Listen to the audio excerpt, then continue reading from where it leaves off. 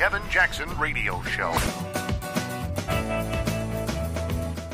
This story has me hot, and it has to do with chicken. Welcome, everybody. Kevin Jackson here. Black man on the radio talking about chicken. You better call a friend. Phone one. Yeah. Stereotype, especially you lefties.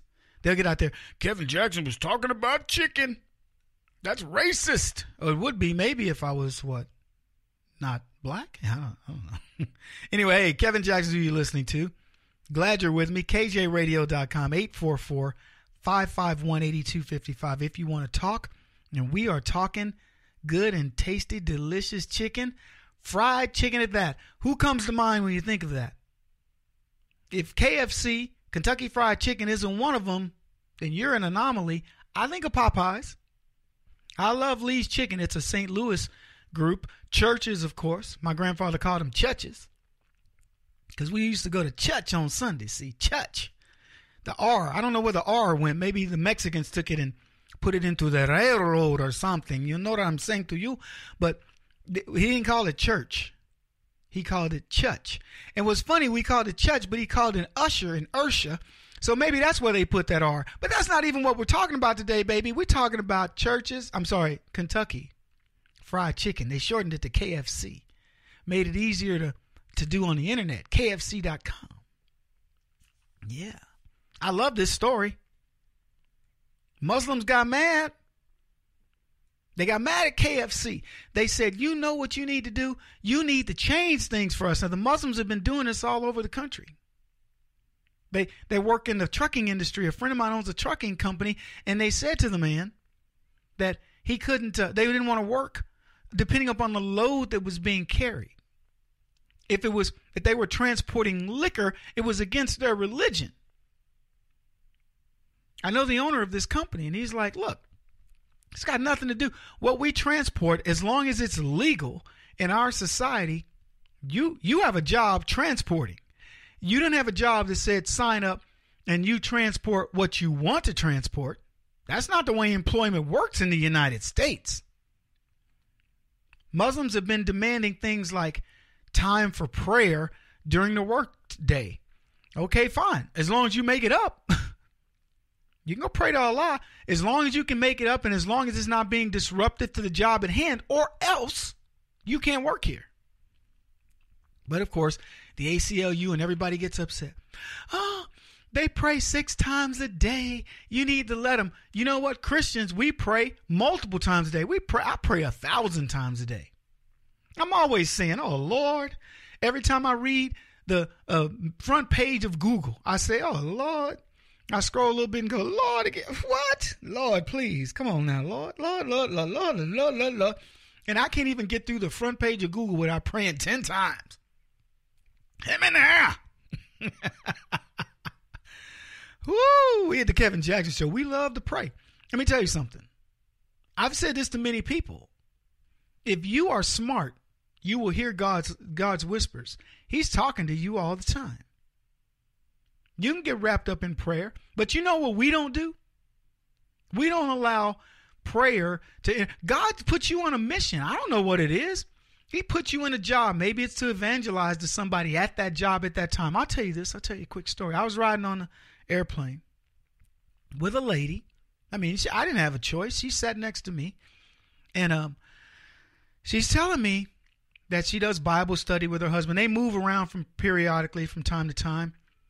And she says, I've got this young group of millennials that I talk to. And we evangelize with these kids every Sunday. They come over to the house and she starts telling me some of their ideas. And I'm looking at her like, that's just crazy. And I asked her, I said, you know, these kids don't seem like they really know what life's about. And I said, as opposed to just listening to them, because I mean, she told me 2 or 3 things and I don't agree with them. And she's listening to my strengths. She's feeling me go, well, no, I don't care what you think. They're wrong. And she says to me, you know, I've been thinking about that. And so I said to her this. I said, listen, you seem like a person that doesn't want to rock the boat. This is just my airplane psychology to you. You seem like a person that doesn't want to rock the boat. And I said, Maybe you feel like you've been going around worrying about because they move every 2 years, she said. I said, you're so absorbed in your husband's career that you've kind of forgotten who you are. I said, but let me explain something. I don't know your age, but I know this. You're significantly older than those millennials. And no matter how smart they are, you're smarter. You're smarter in life. I go, what they should be doing when they come over to your home and evangelize, for fellowship, they should be listening to you, not the other way around. And I'm not kidding you. This lady, I've spoken to her for 15 minutes on a plane, or listened to her, and she starts crying. And I let her cry. I wasn't going to, there's no reason to cry. I let her cry. And she finished and she said, you know what, Kevin, she goes, I've been feeling that way. Like I'm useless. Like I have, and I just let her finish. And when she finished, I said, well, let me explain yet again. You are not useless. I go, God's got a purpose for you. He's bringing you these kids, but he's not bringing these kids to you so you can adopt all, because I could tell she was softening in her core values. I mean, you have to hear the conversation to understand what I mean, but you have to trust me. When I tell you, I'm reading between the lines of these conversations, these different things, these vignettes she's giving me about the scenarios, and I'm going, this is not right. I go, they were wrong here. They were wrong. And the more I said it, the more she got it. So all I'm saying, folks, is you can't give in. You have to be who you are. And I'm looking at Kentucky Fried Chicken going, you know what, guys, way to go. They're saying, we are not going to go halal because you want it. We're not changing the recipe because you say it's the new thing and we're not going to buy it. He goes, we're not having it. This iconic branding that they've had in a top secret formula, a blend of 11 herbs and spices, if I may quote. And they said, if you don't like our food, don't eat it. They didn't capitulate. Stop capitulating. There's a formula of you. 11 herbs and spices? I think you have millions of herbs and spices that make up who you are. And somebody's going to test it all the time. They want to see, are you willing to capitulate, to give in a little bit, to bend to my will? And you have to say, I'm not bending to your will. I'm not changing the formula of me. We'll be back. Keep it in. This is the Kevin Jackson Radio Show. Do you owe back taxes to the IRS or state? The secret to avoiding the IRS nightmare is to seek professional representation. My friends at Security Tax Associates provide the most cost-effective and ethical representation in the industry while helping to avoid seizures, levies, and wage garnishments. Security Tax Associates is here to ensure that the appropriate steps are taken to permanently eliminate any possibility of future tax burdens once and for all. For a free, no-obligation consultation, contact Security Tax Associates, 844-779-4177. That's 844-779-4177. 844-779-4177. Or visit them at securitytaxassociates.com.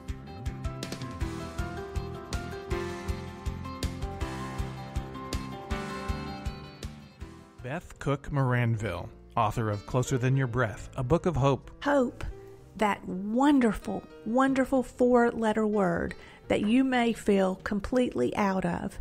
I wrote this book to give you great hope. It's not too late. If fetal position is an all too familiar place for you, I understand. If the next 60 seconds are too long, this book is for you. Wherever you are right now, whether you're dealing with divorce or death or sickness, take hope. You are going to make it through this pain. Don't roll your eyes. I've walked this road and I know it. The best is yet to come. Closer Than Your Breath, a book of hope from author and speaker Beth Cook Moranville, can be found on Amazon.com or Kindle.com. For more information, visit closerthanyourBreath.com or on Facebook at Closer Than Your Breath.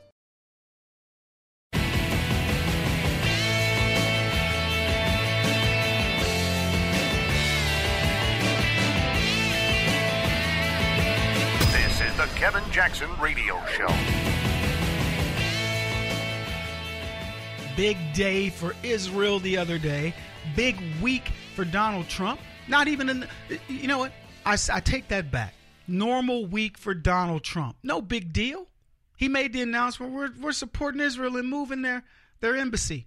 Boom, they go over, they do their deal. End of story.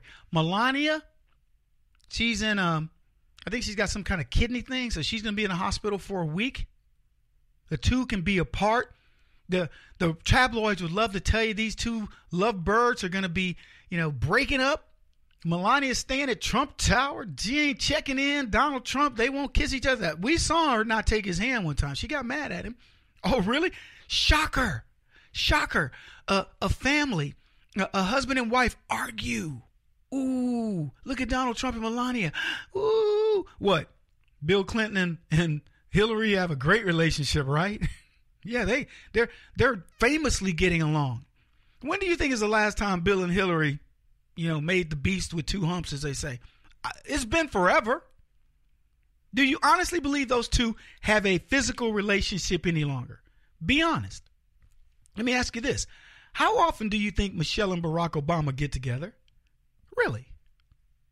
I mean, when she's through with a workout, she may say, send in the eunuch, but she's not waiting on this dude. They got a relationship of convenience. McCain did with his wife. It was known. Man, I was in D.C., Mr.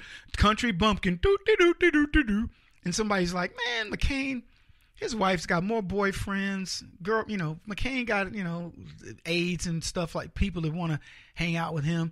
I'm not saying he's got AIDS. I'm not HIV. I'm saying he's got people that help him, that, that he travels with, that, come on. Marriage is convenience. Almost all these D.C. marriages are convenience. They all got somebody. You watched House of Cards? Come on now. Yeah. So, anyway, I don't know. What do I want to talk about? I want to talk about this embassy. I want to talk about Israel. The fact that no Democrats went to the opening of this embassy. Not a single one. And yet, they will tell you they are friends of the Jews. Chuck Schumer came out. It was a great move by Donald Trump to recognize Jerusalem as Israel. That's the only thing the dude's ever said. You want to know why Chuck Schumer said that? Ask yourself, what would drive Chuck Schumer to finally admit that he liked something Trump did? Can you imagine the taste in his mouth to have to say that? He'd rather lick a dog's behind than do that. Hey, I'm just telling you. He was forced to, because Chuck Schumer is in a heavily Jewish, I'm talking, not secular Jews, Jews that are practicing, to go to synagogue. He's in a heavily Jewish district, and he better say something positive. That's the only recourse he had. Look at Chuck Schumer has disagreed with Trump on the things that Chuck Schumer himself agrees on. Border security. I mean, Trump gave him more for DACA than he even asked for. I disagree with him. But when it came to the Jews, shoot, Chuck Schumer went, we support the Jews. I'm just telling you. So it just shows you how powerful of an issue this is in that particular district, for Chuck Schumer to have to give up the ghost. That's right. Not a single Democrat. But did he go? Did he go and represent? Has he voted in favor of Israel in policy positions? Has he gone on record of supporting Jews in ways that matter? Maybe Schumer has, but not many Democrats do. Go ask Keith Ellison what he feels about the Jews. You notice they will never put a microphone under Keith Ellison's face and say, Keith Ellison, what do you think about the Jews? Because Keith Ellison is a sycophant of, what's his name? Not Elijah Muhammad, but the Nation of Islam, Farrakhan. He loves him some Farrakhan. He could never accept Israel's new, Jerusalem is the capital and all. Never happened. Or about Andre Carson in Indiana, the other Muslim that's infiltrated our government. The Jerusalem soccer team celebrated the opening of and the renaming of the opening of the embassy in Jerusalem by renaming their team after Trump. No kidding. They did a coin to commemorate this. We talked about this. To commemorate this, they did a coin with Donald Trump's face on it. Friends of mine are in Israel right now. They said, Kevin, you have to see the dedications to Donald Trump that are all throughout Israel. You think Barack Obama was a rock star? Go to Israel and see how big. Who's the bigger rock star? Huh? Yeah. Donald Trump is Neil Diamond over there, baby. Turn on the hot light. Let it shine wherever you go. Or maybe doing hey.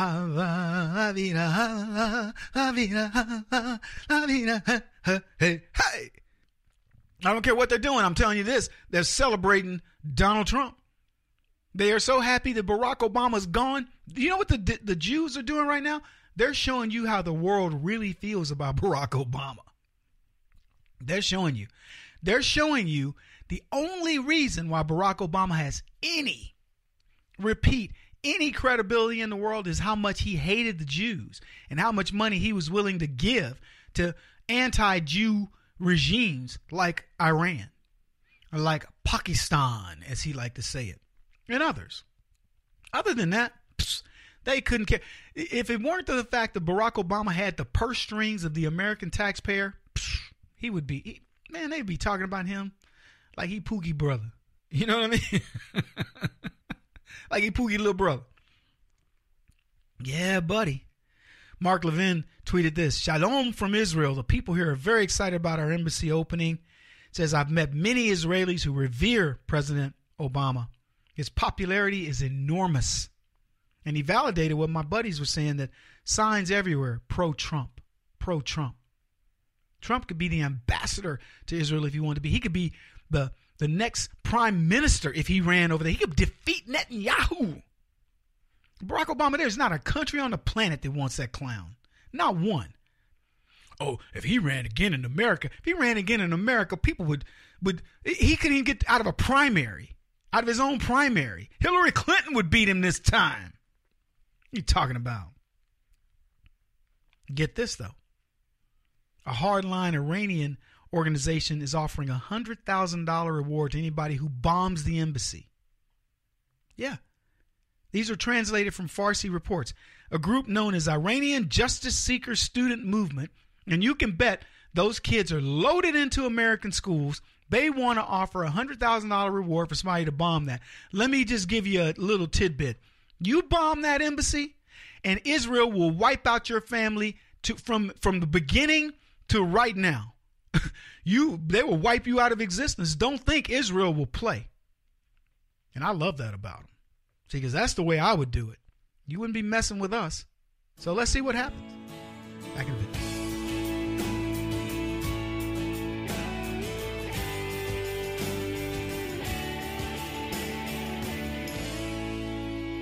This is the Kevin Jackson Radio Show.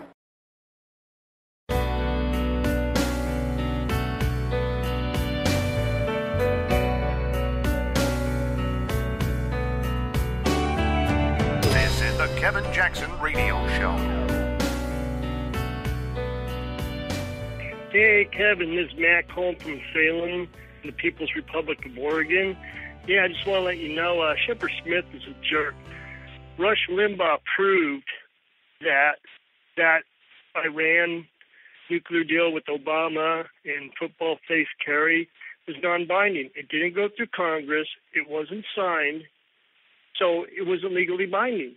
So Trump can tell them to, go pound salt, literally. So forget about those people. They're a bunch of dummies anyway. Let's say with all those left dummies. They're just dummies. So anyway, God bless. We'll see you later. Bye. I love my informed listeners. Thanks for the call, buddy. Appreciate that. 844-551-8255. We will play your calls on the show if we don't get you directly. And by the way, who is this guy Limbaugh? I don't know who he is, but he obviously offered credibility for Matt. I'm just kidding. I beat Rush Limbaugh in all of Africa. There's not a country in Africa where I don't have higher ratings than Rush Limbaugh, and I'm proud of that. I'm very proud of that, especially in the nether regions of Chad. Yeah, where the pygmies are. Yeah. Okay, so what? They don't have internet and they can't be rated, but you know what I'm saying. Exactly. Rush couldn't survive a day over there. Not a day. I'd last at least 3 days, maybe a week. Glad you guys are here. KJRadio.com. Leftists have said that Trump could trigger a nuclear war. Well, he didn't do it on the Korean Peninsula. And now we've got the Middle East, and he's got Israel, who has done more to uncover the dirt on Iran. Man, have they uncovered stuff with the nuclear program there. I think Donald Trump stopped the proliferation of nuclear weapons in a way that the left had no idea he could possibly do. In fact, I think that the left wanted Iran to have nuclear weapons. They wanted that disruption. Here's another little thing. I don't think that. I know that. Because that's how they are. Yeah. But yet, Steyer held a meeting. He's a guy, billionaire out of California, one of these completely disjointed dudes that doesn't even know why he hates Trump. And you got to hear this clip we're about to play with this guy. And think about, as you're hearing it, think about how crazy the ideas are. Because they want Trump to be Hitler. And a woman is saying Trump is like Hitler, and she's describing everything that Obama did. Or at least when I was hearing it, I'm thinking, well, Obama was more Hitlerian than Donald Trump. Trump wants to take things back to Congress, like DACA. He goes, it was illegally done. Let's take it back to Congress. Congress needs to do this. No, we're not going to do it. Because Trump was going to give them more than what they wanted. That's not Hitlerian. Hitler wasn't negotiating for peace in North Korea. Hitler wasn't empowering other people to fight their battles and saying, look, NATO, you need to buck up. This isn't all about us. He wasn't the one that said to the Saudis and other people, look, you're going to have to fight your own terror things. We're not doing that for you. We're going to get you the tools. Nothing Trump does is Hitlerian.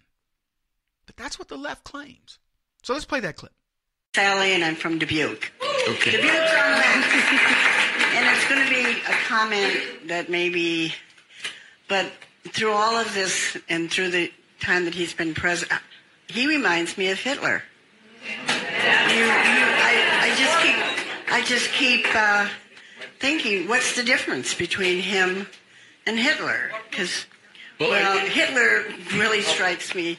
And I think, and then you just mentioned what he's doing to families at the border. That's what Hitler did. Tore families apart. Mr. Trump he really is an incredibly skillful and talented communicator. He really is. Which Hitler was too. But let's not, and I think the reason people push back against the Hitler comparison, regardless of any similarities, is Hitler ended up killing millions and millions of people. And Mr. Trump has shown a disregard for our law.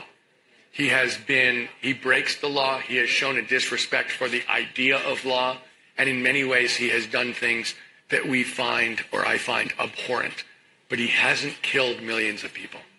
And so, I agree. Look, that's why we want to impeach him. We'd like to end it here while it's still okay. But that is I think that's why people push back so hard, because that is a very big difference. We haven't gotten to that point. God bless us. Let's hope we never get anywhere near that point. God, what a bunch of morons. Welcome back, everybody. Leftist morons, imbeciles, with their asinine ideas. This guy, Steyer, said nothing. He's broke. He's done the rule of law. He's crazy. First of all, he says he's a skillful and talented communicator. Who are they describing? Barack Obama. I don't think Trump is a skillful and talented communicator. I think he gets his point across, but he's clumsy at it. And they go, but Hitler was too. If Hitler has been as clumsy in language as Trump was, he would have stayed a corporal. There's no way he would have taken over Germany. Barack Obama was a skillful and talented communicator. Then he says, the lady goes, what he's doing to families at the border tears families apart. No, what tears families apart are the allowing these people to come in illegally and then us having to enforce our laws.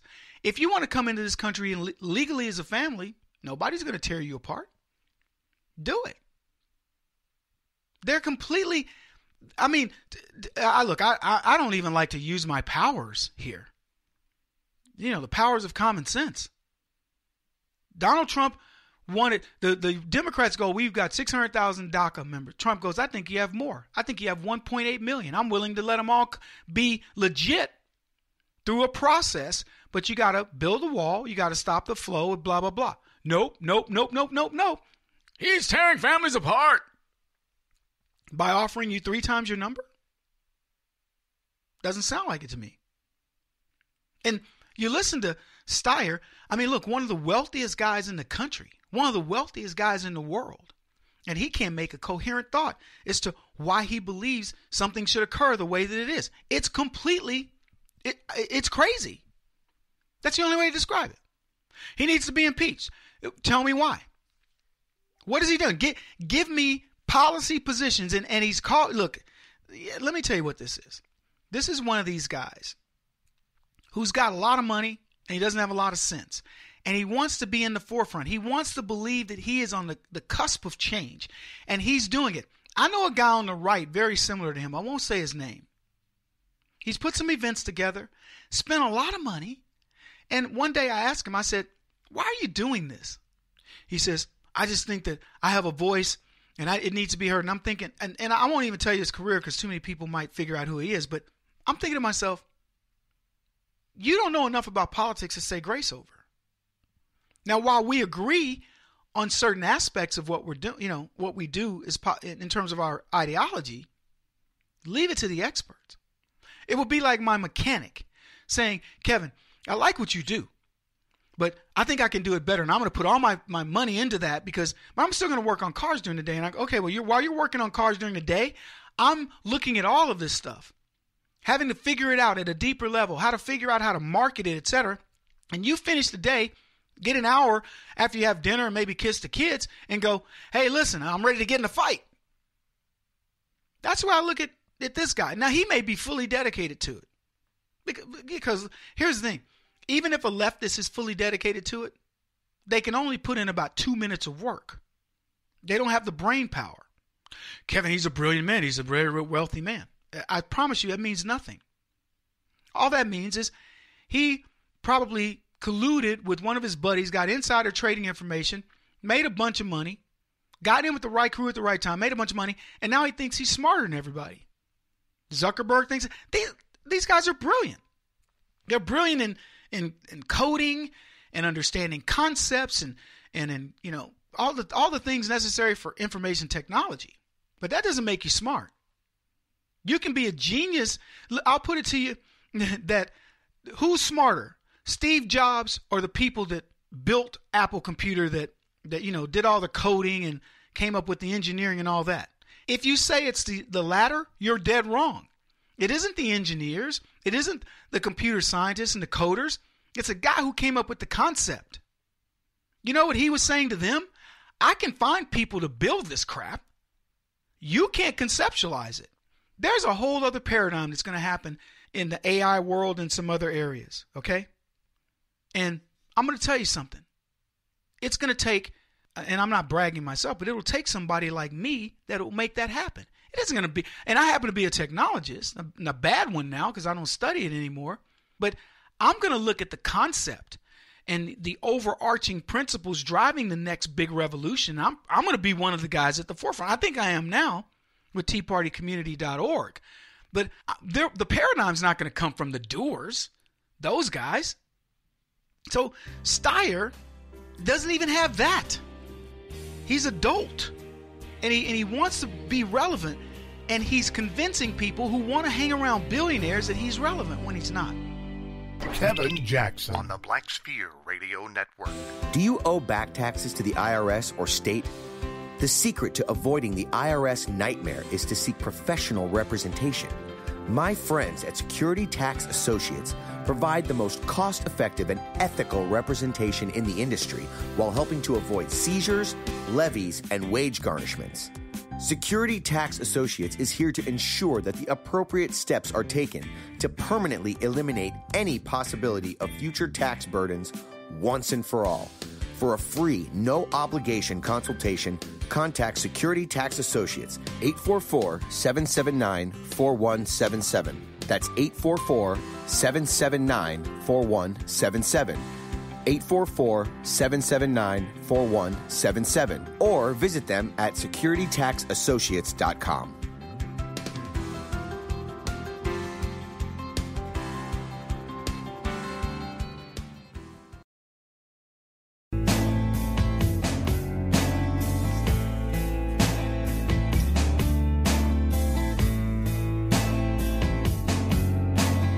Putting an end to identity politics. This is the Kevin Jackson Radio Show. President Trump is easy to explain. He really is. When you see people like him, and I've worked around them, I happen to be one of them, a person that expects excellence. Yeah, I shouldn't say that. You expect people to be able to do their job and handle their problems. That's all he's looking for. You're competent, you're there. And he will admire you and rise you through the ranks. And despite what people think about Donald Trump, he would allow you to grow beyond him. Welcome, everybody. Kevin Jackson. It's the Kevin Jackson Show. I've learned these things about this guy. And just watching his style, and for the record, the end game for him is very similar to all achievers. It's about results. And the left don't understand it. They see it as an affront to the political system. How dare you be successful? How dare you state what you're going to do and do it? Think about that. Somebody made the comment a while back, Donald Trump may be the only president impeached for living up to his campaign promises. Now, he won't get impeached. Don't sweat it. But he's getting ostracized for everything that he said he was going to do. And for the record, he's given... from a negotiations point of view, he's given the left much of what they want. He's allowed them to have enough of a win to where they can feel good and not have to go back embarrassed in their constituency. In other words, he hasn't put the hammer down. He could, but his style is very negotiation. So DACA's a good example. He was hard on the border, but when they came up to DACA, he goes, I feel for these kids. Yeah, let's take a look at it. And what did the Democrats do? Nope. Because it would have been successful. It would have been finished. See, Democrats like disease. They love disease. They do not want a cure. There's no money. There's no strife. There's no benefit in the cure because the disease is what keeps them going. Understand that government, the unfortunate thing I hear is poorly run government of progressives says, how do you keep your job? I used to, and I can relate to this directly because of a business that I ran. I was in what's called the rep business, the manufacturer's rep business. And we used to say it's one of the world's only self-defeating businesses. Because as a rep, you take on a product line, and that product line is usually small to medium. So they don't dominate their market. They can't afford to hire direct people in the field, so they hire reps to take over territory. So let's say they've got a rep, they've got 10 reps throughout the country representing certain regions of the country. Most of them have more than that, but let's just say it's 10. So you've got a territory. I used to cover Texas, Oklahoma, Louisiana, and Arkansas. We called it the TOLA region. And you take on a product line that's doing $1 million, but their competition is doing $100 million in your territory. So they've got direct salespeople there. So what happens is that company that wants to do more, get more market share, they say, well, we'll hire a rep company who knows the territory as good as these sales guys. They're not dedicated to just my line, but it's a fractional sale. It's like renting a jet, not having to buy it, renting it every time you want to take a flight. So that's what you do. The problem with the rep is that once you build it up, so you're at you're at $1 million. So they're paying you roughly 5%, $5,000 a month to run their business for them. That's one FTE, but you may have 5 or 6 employees. So they're going, okay, we've got 5 or 6 people out there selling our products. for $5,000 a month. They can't do that on their own. So you build it up. You get it to 7 or 8 million. Now they're writing you a check for $350,000 to $400,000. They say, you know what? We could have a direct person or two reporting only to us if we fire the rep. And so, they give you a little more time. You get it to 10 million. Now it's $500,000 they're sending you. You're gone. It's a self-defeating business. Now, as a rep, you understand it. You know you get dangerously close to that line, and that's probably going to happen. Now, a lot of people say, I get to that line, they're going to see how great of a job I do, and the management team's going to go, this is great. That would be true if there weren't a progressive liberal always lurking called the CFO who's only looking at a number. He's not looking at, oh, wow, Kevin grew our business from $1 million to 10 million. He has to feed his family and kids, and he's invested a lot of time and energy. He doesn't care about that. It's gone. Government is concerned that you are going to feel that way. Government is concerned that you're going to say, I have no need for these projects. So what they do is they create more and more. It would be like a rep knowing that when you hit the 5 million mark, you're done. So they just keep it at 4.8. And then they drop it down to 4.2, and they intentionally do so. Government does it in such a way that they just say, you know what? We're just going to add more things to make you think that we need these things. Look at the waste and the fraud and an amount of redundancy in government, and you get what I'm talking about. But I want to go to this clip that was played about Donald Trump, and it has to do with chaos. President Trump did, and the way he did it once again indicates the chaos in this administration. We have a libertine, budget-busting president who exudes chaos and dotes on authoritarians, who's replaced the State Department with Twitter. With this president, I think he thrives on chaos. Maybe that's the way to run a reality TV show. It's not the way to run the greatest country in the world.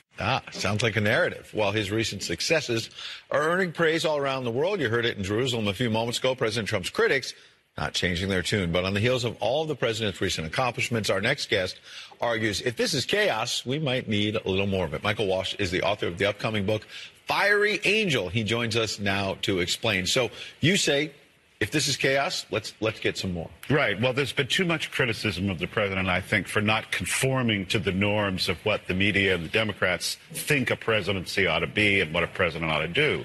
And my argument today in the New York Post is chaos is actually a good thing. It depends on how you define chaos, of course. So how do you define it here? Well, I define it with the president. What he's been doing is if it's not working, fix it, change it, fire this guy, change this person, get it until you get it right. And so that's what he's doing. And I think it's why it's been so effective over the last 15, 16 months of this presidency. Let's look at North Korea as an example. This time a year ago, approximately, maybe last summer, more like, we heard the president, talking about fire and fury, and his critics were saying he's bringing us to the brink of nuclear war by talking about Little Rocket Man. And yet here we are almost a year later, and we're coming to the peace table in June. I know, it's amazing, isn't it? I mean, if you think all the way back to the Reagan administration during the Pershing missiles in Europe thing, and we were on the verge of nuclear war, the left is always on the verge of something, and they think that the right is going to start something. But in fact, what's happened is, just look, there's going to be a peace conference. There's going to be a summit conference in Korea. Iran deal has now been negated. That's going to sort itself out. What Trump does is he shows that the big dog gets respect. Hoof, there it is. Hoof. Oh, no. Who let the dogs out? Hoof, hoof, hoof. Of course, the big dog gets respect. Welcome back, everybody. Kevin Jackson here. That was an author. Was his name Walsh? Was it Walsh? I can't remember. But anyway, he's an author, and he explained it. I can't explain it any better. I really can't. This is quintessential Donald Trump. Get it done. I mean, look, I say the same thing to my organization all the time. Had a young lady, she works for me, and I tried to call the guy. She says, hey, this guy wants to talk to you. I said, okay, great. We've been trying to reach him. I called him twice. So I reported back to her. I said, hey, look, I called the guy twice. If you left messages, will you call him one last time and find out what's going on? Because apparently he wants to talk to me, but it didn't. So she calls me back, and she says, yeah, well, I got a hold of him. And, he had called her to say, Kevin hasn't called me. She says, yeah, he's called you twice. And then she calls me and says, is it okay if I give him your number? And I'm like, are you serious? I mean, not to get mean-spirited with you, but we've been trying to reach each other. Don't ask me stupid questions. Of course you can give him my number. We're trying to reach one another. See, I don't like that. And I'm not trying to put one of my staffers, because she's a young girl and doesn't understand. But I just don't want to give out your number. I'm no big deal. And not to mention, use common sense. If I'm trying to get a hold of somebody, of course I want them to have my number. But see, that's the type of thinking, and I'm not putting her on the spot, but that's the kind of thinking that happens in D.C. where it's like, hey, listen, I know you've been trying to, to get A accomplished, but, this task that I'm doing will help accomplish it. Do you really want me to do this task? Well, you know what, their little intern or staffer, I'm not sure. Let's have a committee meeting about it. And that's the way D.C. has worked. And what Donald Trump does to disrupt things, and by the way, you notice the narrative of chaos. It's chaos. There's chaos over there. They no longer say he's unhinged. They say he creates chaos because they know people understand he's not unhinged. But that narrative fails because chaos, by definition to D.C. in Bizarro world, is results. He won't stop until he's the top-rated radio talk show host in America. What kind of weird competitive freak are you? This is the Kevin Jackson Radio Show.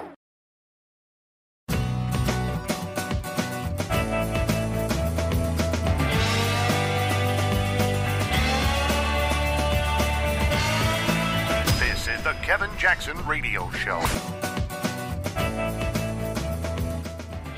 Oh my goodness, I got a story for the snowflakes. And you know what? I got a story that's not just for snowflakes. It's for the average American conservative. And it is a story of will. It is a story of persistence. Welcome, everybody. Kevin Jackson here. I think I'm a pretty strong-willed individual. I'm going to put it out there. I'm in the top 10%. Okay. Now, there are people that listen. Kevin, you didn't put yourself in the top 2%. No, top 10. Because there are certain things I just don't do. I'm afraid of heights. I mean, I've done things to conquer my fear of heights, but I still have a fear of heights. But I'll do things, but there are certain things I still won't do. There are people I know who will hang with one hand with their fingers gripping on a mountain and look around and smiling and getting selfies and stuff. Not me. There are people that want to train big cats. Not me. I mean, there are just things I won't do. And I don't think of myself as chicken because anything involving a human being, you know what I'm saying? I mean, like if it's hand-to-hand combat, I don't care about that. I don't care if the dude looks like the guy in the Avengers. The mean dude in the Avengers. He could have a neck thicker than his thigh. I don't care. I look at you as if you're human, I know how to take you down.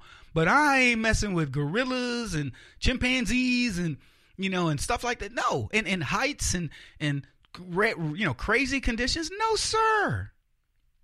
That's not me. I'm not cut that way. But I will never run from a human-based fight. I'm just saying that whether you're talking about politics or in the street, I'm there. I'm your huckleberry. But I see people do things, and I got to tell you, it's impressive. And this story is beyond snowflakes. When there's a kid, he was born. He's not a kid anymore. He's a man, and he speaks on the circuit. And I got to tell you, one of the most inspirational speakers you will ever hear is this kid. He was born where his legs are like barely beyond his thighs. He doesn't really have legs. He's got feet attached to his hip, if you can think of that. And they're different heights, different lengths. I mean, like one's 3 inches and the other's 6 inches or something like that. And he's got arms, but his hands are deformed. There's the maldehyde or something. I forget the Thamolide or something like that. But all these kids, the moms took this particular drug. It's not they took a medication that had this in it, and these kids were all deformed, and then they banned it and said, okay, if you're pregnant, you can't take this because it will affect your kids. So anyway, this guy's one of these guys. And when he comes out to speak to kids, he comes out on his hands, and I'm telling you, everything's deformed, and he's got these things and he literally climbs up onto a table and sits in front of an audience. And he doesn't have to say a word because you're sitting there and you watch this guy come from behind the curtain, out to the stage, trouncing on his arms and these little feet. and doing these crazy gyrations to get up onto a table, and he's smiling the entire time. He's looking at these kids and he's smiling. And then he starts to speak. And he talks about how in his world, he's normal. You see him as whatever you see. He doesn't see it. He talks about his friendships, playing sports, all kinds of things. It wasn't about, can I win? It wasn't, well, am I going to be the fastest dude on the track? The answer is no. Am I going to be the best basketball player? The answer was no. But I will participate. I will participate in my life. Nothing is going to stop me. If there's any message that comes from those types of things, what we look at is the senseless, things that can happen to you. Before this kid ever started his life, all inside of his mother's womb, he was already being affected in a way that did not allow him to live life on the terms that you and I live life on. And you know what he did? He said, I don't care. See, we're consumed with our kids and ourselves winning. And what we should be consumed with is playing the game, being in the game. Let me tell you something.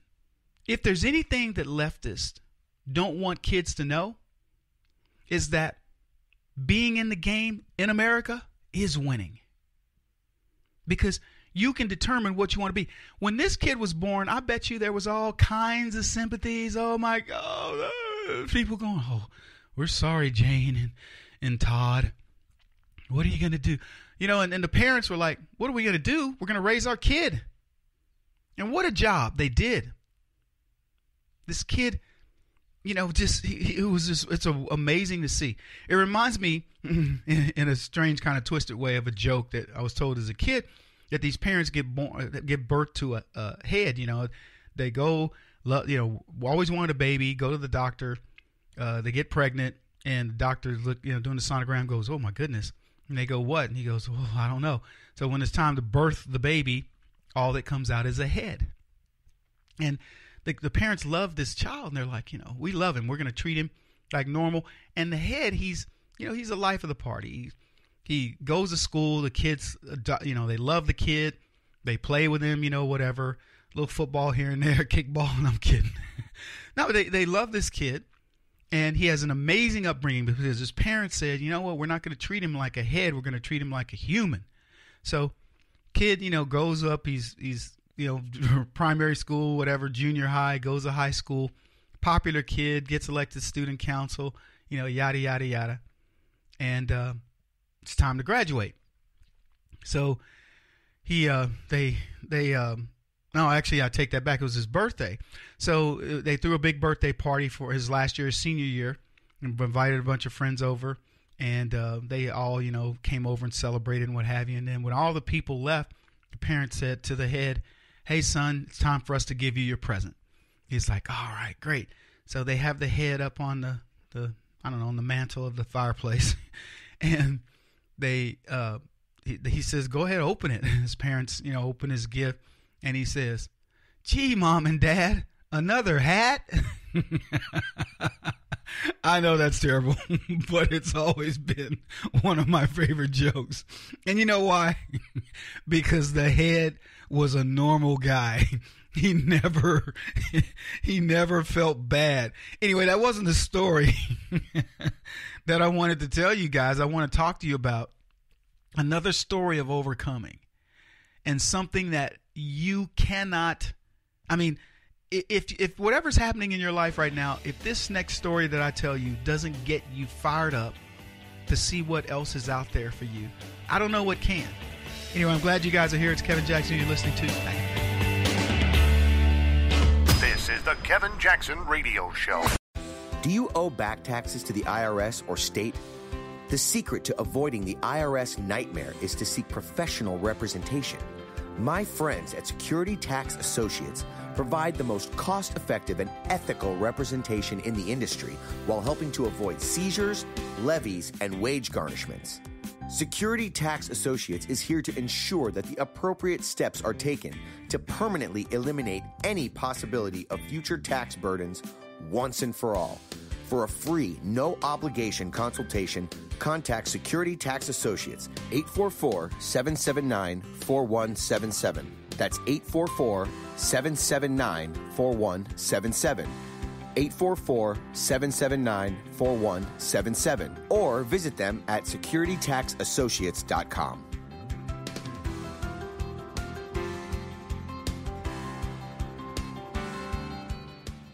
Beth Cook Moranville, author of Closer Than Your Breath, a book of hope. Hope, that wonderful, wonderful 4-letter word that you may feel completely out of.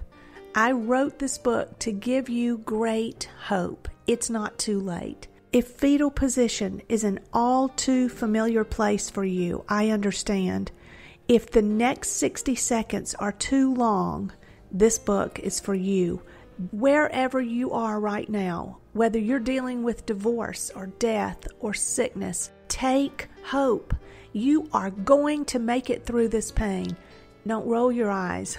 I've walked this road and I know it. The best is yet to come. Closer Than Your Breath, a book of hope from author and speaker Beth Cook Moranville, can be found on Amazon.com or Kindle.com. For more information, visit closerthanyourBreath.com or on Facebook at Closer Than Your Breath.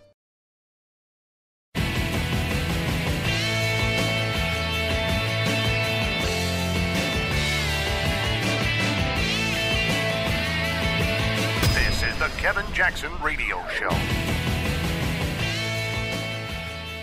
What can I say? I love this story. A 69-year-old double amputee climbed Mount Everest. Welcome, everybody. Kevin Jackson here. It's a KJ Radio Show. KJRadio.com is where you can find us. Hey, for those of you who are wanting to get the show, Kevin, where do we go now for digital? Spreaker.com. Search for the Kevin Jackson Show. Boop, it'll come up. So hopefully you will do that and encourage others to do the same. We had to change everything over and bring it back internally, so we lost all of our Spreaker people, and we lost our iTunes account because you have to have 100 folks on there. And when we moved everything over in the transition, we couldn't bring all of my thousands and thousands of folks. So I've now got to get 100 people on my Spreaker account. So hopefully you guys will go out to Spreaker.com and get signed up. Not signed up for Spreaker, but like my show, and then we can get back onto iTunes. 69-year-old double amputee climbed Mount Everest. So what's your excuse for not doing something in your life? That's what I was alluding to in the earlier segment, was I was talking about this kid who was born with, deformed limbs. And I'm looking at this guy, 69 years old, Chinese mountaineer, lost both of his feet trying to summit Everest 43 years ago, then had his legs amputated due to cancer, and he successfully climbed Mount Everest. Get this, not on his first, not on his second, not on his third, not on his fourth, but on his 5th attempt. I mean, this is, the whale. What is it? Ahab, I don't know, Noah and the whale, or Job and the whale, or whatever. This is a dude who is persistent. This is a guy who says, I'm not going to be defeated. Honestly, look at a Trump and ask yourself, how many times this guy wanted to run and finally said, you know what, I'm going to climb Everest. And in 2015, Donald Trump made the determination, I'm going to climb Everest. In 2016, he took the whole crew over to the base camp in Nepal, and next thing you know, boom, he ascended Everest on November the 8th of 2016. I don't know how to pronounce this guy's name. Chi Boyu reached the world's highest peak with a group of 13 others more than 4 decades after he first tried. The same day, Steve Plain, an Australian, also reached the summit, setting a speed record for climbing the highest mountain on each of the world's 7 continents. Xi, 69, was part of a 20-man Chinese team that tried to scale the peak in 1975. Get this. 200 meters from the top, climbers were forced to turn back due to high-altitude storms. I want you to consider that. There's a guy, I've heard him give a speech, and he's really good. And he shows he tried 3 times to climb Everest. And the second time, they got a couple hundred yards from the peak, and they had to turn around. And he was describing, can you imagine you have put all the level of preparation you're going to put into a climb like that? You're 200 meters from reaching the top, and you can't do it. And he goes, now think about 200 meters in your world, right? It's nothing. It's like, what? That's from here to the end of the block. And he goes, every step felt like, somebody just beating on your lungs. And for the record, and I remember his account, he says, if I'd gone up there, I wasn't coming down. The base camp's going, look, you must turn around. Because if you go that extra 200 meters, you are going to die. So they turned around. I just can't imagine being that close to a goal and not saying, you know what, screw this. No, y'all ain't turning me around. I mean, everything you did to get to that point. Well, that's what happened. These guys, 200 meters from the top. Here they go on. They say they were descending in difficult conditions when Xi, then 26, gave up his sleeping bag to an ill climber. He discovered the next morning he had frostbite in his feet, and they had to both be amputated. Now, I want you to understand the mentality of a guy that goes, look, I know I'm suffering, but you're suffering worse. And he he loses his feet in order to probably save the life of this person. A guy who obviously loves to climb would like to have his feet. So he gave that up. Speaking from the summit, Xi was quoted by the People's Daily telling a friend he had been preparing for the moment for 43 years. And here's what he said. It has not been easy for me to reach the peak of Mount Everest, which I've dreamed of. No kidding. He used prosthetic limbs to begin climbing small mountains around Beijing and going on long hikes, but learned in 1976 he contracted lymphoma. It would need both legs amputated below the knee. I mean, it's like God going, gee, serious. Come on now. Come on, man. I'm trying to dissuade you. I got a different plan. And Xi's like, God, no, I won't do climb Everest. Said by 2014, he was ready to tackle Everest again, but his attempt was done by ice avalanches. Another climb the following year was aborted after the Nepal earthquake. Are you following me here, people? Huh? You listening to Kevin Jackson? Am I preaching? Because I feel like I'm preaching. In 2016, he came within, get this, 100 meters of the peak, but had to turn around due to poor weather. He got twice as close as the time he got to 200 meters, and yet again, he had to turn around. I really feel like I'm preaching right now. There's so much to this story. You think about I'm telling you, there's a lot of prep, the oxygen, deprivation and the things you go through. Think about what it takes for you to climb a few stairs and then ask yourself, here's this Chinese dude with no legs trying to climb Mount Everest. And they said his attempt this year was nearly derailed by the Nepal government, which in December, get this, banned double amputees and blind people. Y'all hear me? When you think about what Hillary Clinton and the deep state and all these other people are doing, I want you to remember that double amputees and blind people climb Mount Everest. Anyway, they wanted to ban them as part of raft restrictions it claimed would make the mountain safer. A raft of restrictions, rather. It says the Nepal Supreme Court said the order was discriminatory and stated in March. So a month before his fifth attempt, Xi told Agence France Presse that climbing Everest was his dream. He says, I have to realize it. He says, it represents a personal challenge, a challenge of fate. And about 7:30 a.m. on Monday, he reached the peak. He won his 40-year-long battle with Mount Everest. Now, how long have we been battling? Metaphorically, we've been battling about the same amount of time as he has. We've been watching a government that's been getting more and more difficult to climb, more and more difficult to deal with. And you know what we are about to do? Come on with me now, all us Chinese double amputees. We are about to climb Mount Everest. You're not going to get to the 200-meter mark. You're not going to get to the 100-meter mark. You are going to get to the top of that peak.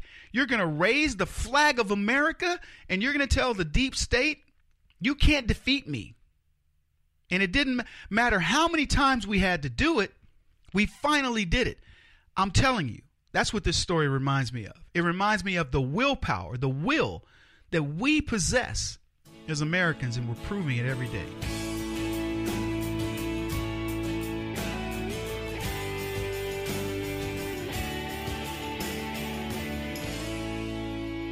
This is the Kevin Jackson Radio Show.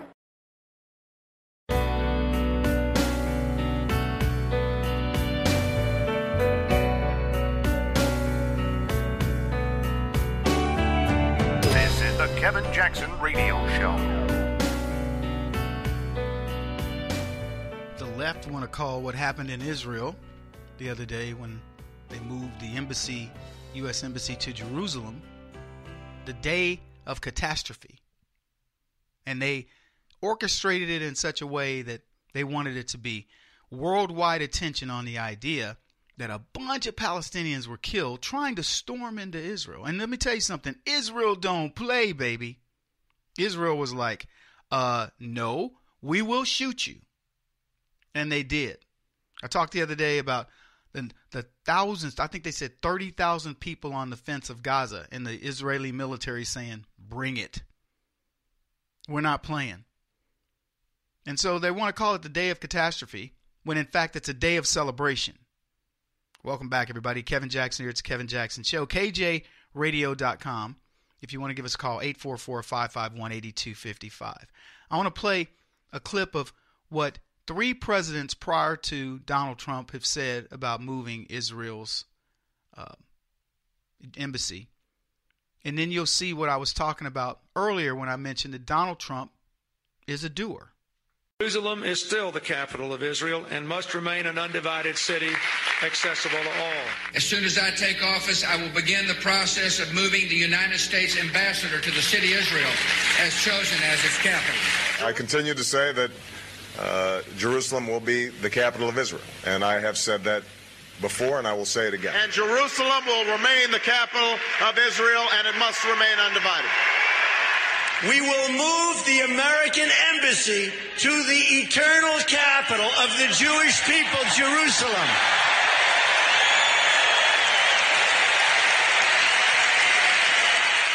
Therefore, I have determined that it is time to officially recognize Jerusalem as the capital of Israel.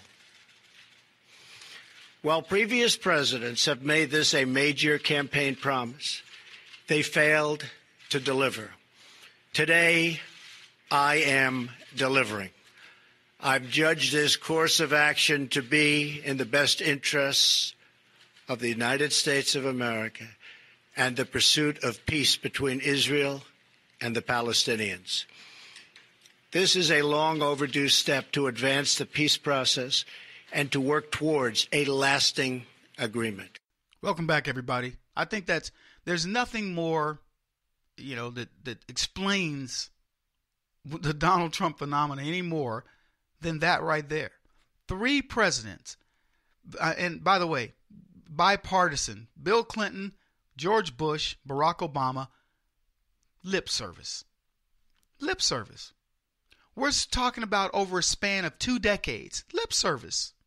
Did nothing for Israel. And Donald Trump comes along and says, you know what? They've been talking about doing it, and I'm going to do it. So I would love for anybody, because Feinstein disagrees with the move. Chuck Schumer's about it. I talked about it earlier. Chuck Schumer likes it because he's got a big Jewish contingent that he's got to deal with. But Feinstein, a Jew, doesn't like it. But I wonder what she thought about it when Bill Clinton said it. I wonder what she thought about it when Barack Obama said it. If you were to go back through the things and you were to see what the comments were, you'll find out with the left, it depends on whether somebody's got a D or an R after their name. They don't care whether it's a good thing or a bad thing. It's just, are you a Democrat or Republican when you say it? That's how disingenuous they are. And here's a man who says, we've been talking about this. This is an easy thing to do. Let's do it. He gets it done. And what does the left say? They want to report on all the deaths, the destruction. Why? Because do you think Israel said, you know what, let's have a day where we move our embassy and we go out and shoot Palestinians? Who started it? You know the answer. The day of catastrophe. It was a day of celebration. And nothing is going to mar what people think about this day. This is a day where Israel found out it had a real partner in America. And the world found out about it. And that's why I told people, I said, Israel, in sensing who Donald Trump was, said, you know what we're going to do? We're going to bomb Iran and Syria. And they destroyed Iran's capabilities in Syria. And they will continue to do so. Israel is the country that gets us more information on what the Iranians are doing than anybody else. They are God's chosen people. You can talk about all you want. Look, I love America. I think God has a special place in his heart for America as a country. He's making sure that we remain the beacon. But as far as the chosen people go, undoubtedly, the Jews. Israel is under the protective gauntlet of the Almighty Father. I'm telling you, God is my witness. I believe that because the things that they're able to accomplish for a community their size and being attacked on all fronts, I'm just blown away by what they're able to do. Yeah. So let's talk about Trump. What does he want? He's a doer. Trump hates talkers. He looks at the way this government is run and he says to himself, who is a tax-paying citizen, why would you vote for them? And when he made the comment to blacks, what do you have to lose? He's saying these people have delivered nothing for you. They've used you. He says the same thing to women. The feminist movement hasn't delivered anything to you. They're using you. They want Stormy Daniels to represent you. Look, I got no issue with what Stormy Daniels does for a living or what she does with her body. But I do have a problem with Stormy Daniels and this witch hunt that she's on that's mostly for publicity. There are better ways to do this. But you know what? The feminists want her. That is a perfect representation of a feminist. A woman on their side who proudly sleeps with thousands of men and makes a career with her body, but doesn't want to be objectified. You know what I mean? It's a double standard across the board. You can be accomplished and not meet Trump's expectations. Look at a Tillerson, for example. In the business world, Tillerson trumped Trump. Tillerson presided over a much larger organization than Donald Trump, being the CEO of ExxonMobil. But their roles and their styles couldn't be any different. See, Trump invested in his brand. Tillerson merely managed an existing brand. I make this distinction because I want to help you get into Donald Trump's head and understand him better. I talked about it earlier, that Trump is about accomplishment. And for the record, it isn't accomplishment for the sake of accomplishment. It's accomplishment because that's what you measure yourself by. And he's not measuring for the record books. I know that sounds weird because everybody tells you he's an egomaniac. And there's got to be a certain amount of ego that goes into your job. But as I tell people all the time, people will make you believe that having an ego is a bad thing. Oh, he's egotistical. Really? And so are you. Here's a little tidbit for everybody listening to the Kevin Jackson Show. We're all egotistical. You know what that means? It means you're concerned about self. That's ego. Self. You are concerned about self. Now, you can be overly concerned to the point of reckless. You know, where you don't care about anybody else. That's not Donald Trump. In no way, shape, or form. And even many times a person that's just an ordinary person, that where somebody go, man, that dude is egotistical. It's been said about me, I'm egotistical. I look at these clowns and go, shut up. Egotistical. I care so much about people that I will help practically anybody under any circumstances. That's not egotistical. And there are many people who know me that know that.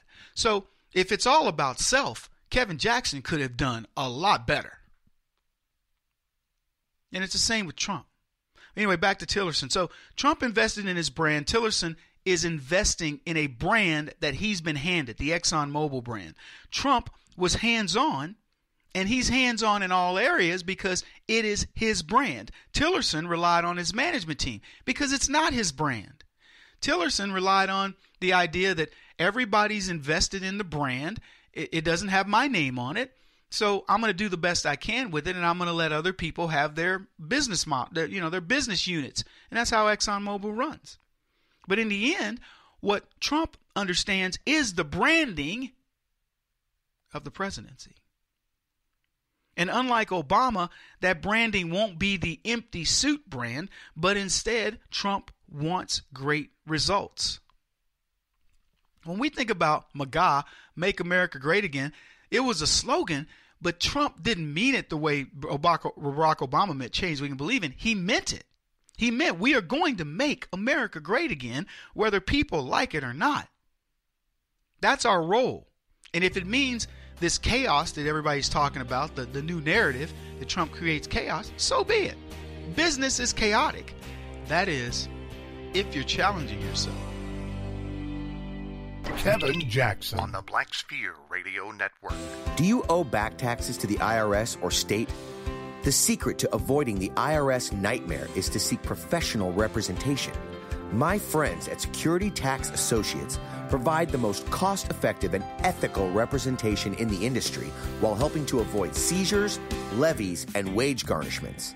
Security Tax Associates is here to ensure that the appropriate steps are taken to permanently eliminate any possibility of future tax burdens once and for all.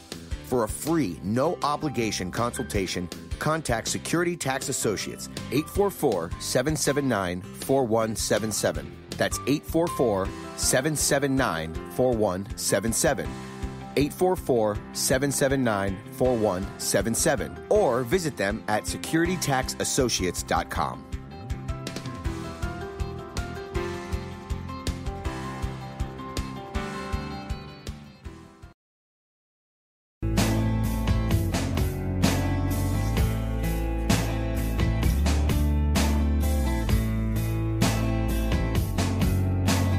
Putting an end to identity politics. This is the Kevin Jackson Radio Show.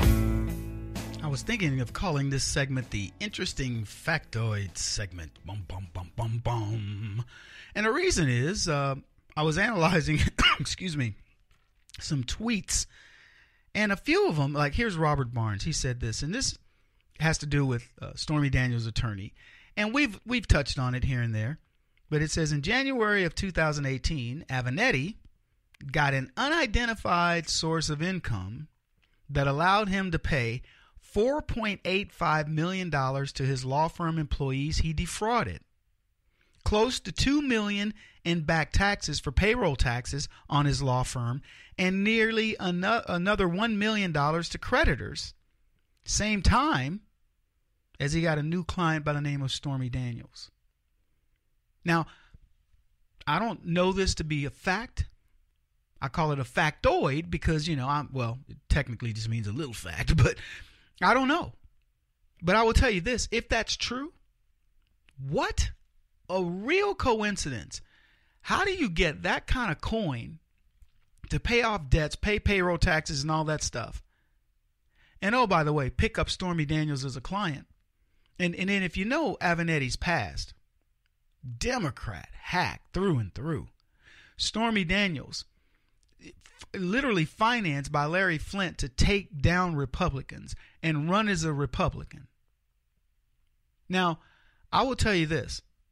If Stormy Daniels is really a Republican, I would accept her.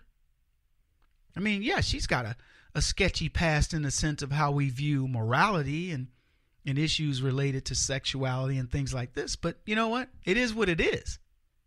She's a failed human being in ways that probably the majority of women would not fail. But women fail in a lot of other areas that some people might consider just as egregious. So I accept anybody that wants to come into the Republican fold, the conservative fold in particular even more specific, the Christian conservative fold, Because you know what? That's what we're supposed to do. I'm not going to judge somebody on the things that they've done and the mistakes they've made in the past and the ones that they'll make in the future. As long as they really are repentant and they want to do something positive in the world and get themselves, in my opinion, closer to this thing that we all sort of seek, this peace beyond all understanding. Because I'm going to tell you, no matter how you look at, nobody wants turmoil. I mean, if you're looking for turmoil, there's something wrong in your life. You know what I mean? There are people that look for a fight. I was one of them. I wouldn't start it, but I was there to look for it. If I recognized it, I would go, oh, there's a fight? Okay. And you know what I do now? I don't look for it. I'll admit I still don't run from them. But even when I see the signs that somebody wants one, I'm not volunteering. You got to make me fight. Now, if you do, woe be unto you. But I don't look for it. I don't encourage it. I back away from it. You want to know why? Because I'm much more at peace with myself. It has nothing to do with the people. I feel sorry for people that are looking for fights. I watch, these reality snippet shows, and Andy Cohen does these recaps of the Rich Housewife shows and all these different shows. And you see these women that have everything. They've got husbands that provide beyond belief. They've got beautiful homes, beautiful cars, nannies for their kids. They've got it all. In the way we would define it, they have it all.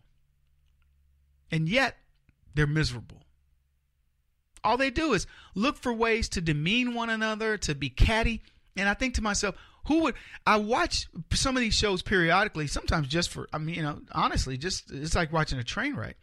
And I think to myself, these are the people you call your friends. Look, my friends, I want to golf. I want to boat. I want to camp. I want to eat at nice restaurants. I want to have great conversation. I don't want to look for your issues. Here's my deal. I know you have them. And you have to deal with them. There needs to be some respite from the drudgery, if you will, of life. That's what your friends and family are for. These people surround themselves with people that they call friends, and then they just go into beating each other up. I wouldn't last a week. I'd be like, man, I'd be done. Anyway, that was still curious about how this guy, Avenatti, got this money. Maybe you are as well. You can give us a call, 844-551-8255. Here's another factoid. Well, I don't know. I listed it under factoids. Robbie Starbuck retweeted this to Ana Navarro.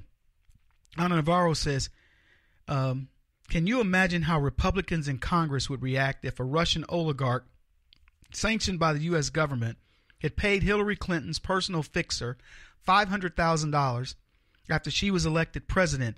They'd be setting their hair on fire, rightfully so. Instead, all we're getting is crickets. And Robbie retweeted this of her tweet.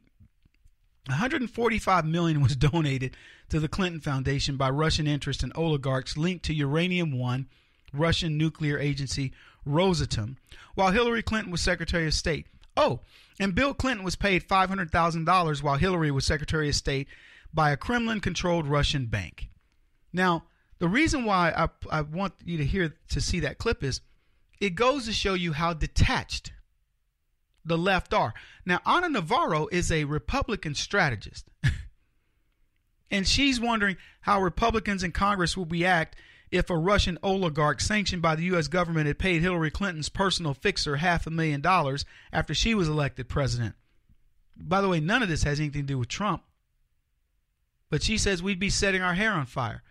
But she won't even hold herself to look at what's all the facts surrounding Hillary Clinton getting $145 million, Bill Clinton getting speeches, and the Podesta Group getting millions of dollars from Russian agencies all over the place, and they see nothing. That's how distracted these people, that's how delusional, distorted they are. They refuse to see the facts. So you have to continually just blast them with it. By the way, that was a fact right there. Those are facts. Here's another little factoid. Maybe you weren't paying attention to this one. But CBS News reports in Philadelphia, an election worker pleads guilty to intimidating voters who wanted to vote for non-Democratic candidates. Did you hear this story?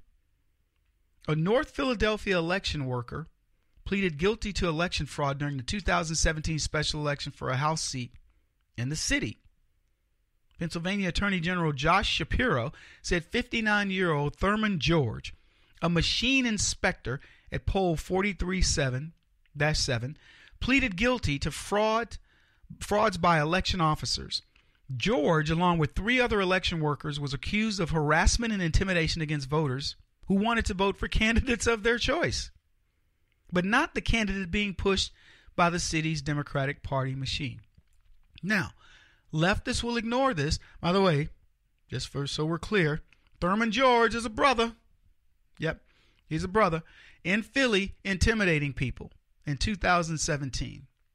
Let me tell you what Thurman George and many other leftists, and particularly black leftists, are not going to do in 2018 in cities across the country. Many of them will no longer participate in voter fraud. They will not vote twice for the Democratic candidate. They won't even vote once for the Democratic candidate. They will not condone the cheating. Some of them are going to expose the cheaters. And we've got a Pennsylvania Attorney General, Shapiro, who found this guy out and said, let's make sure people understand we're going to prosecute. These are just little signs, folks. I'm not trying to, make it a big deal. But it's something to think about. They said this, Minority Inspector Calvin Maddox previously pleaded guilty to not meeting the qualifications of election officers for living outside of the district in which he was working, while Dolores Shaw, the judge of the election at poll 437, received an accelerated rehabilitative disposition for compromising the local election board. A pretrial conference for Wallace Hill, a bilingual translator, has been scheduled for June 6th. So we're cracking down. Is this national? I can't keep my fingers in all the pies, but I'll tell you this. I see this as a sign. Pennsylvania's Attorney General going after Democrats who are cheating in elections, that's got to give a little bit of a ripple, don't you think? Is it as big as some of the other things that are happening? The polling of blacks switching over, of millennials switching over, young women switching over? I don't know. But I tell you this, if I were Democrats, I'd be worried about something like this because you put it all together and it doesn't look good for them later this year. He won't stop until he's the top-rated radio talk show host in America. What kind of weird competitive freak are you? This is the Kevin Jackson Radio Show.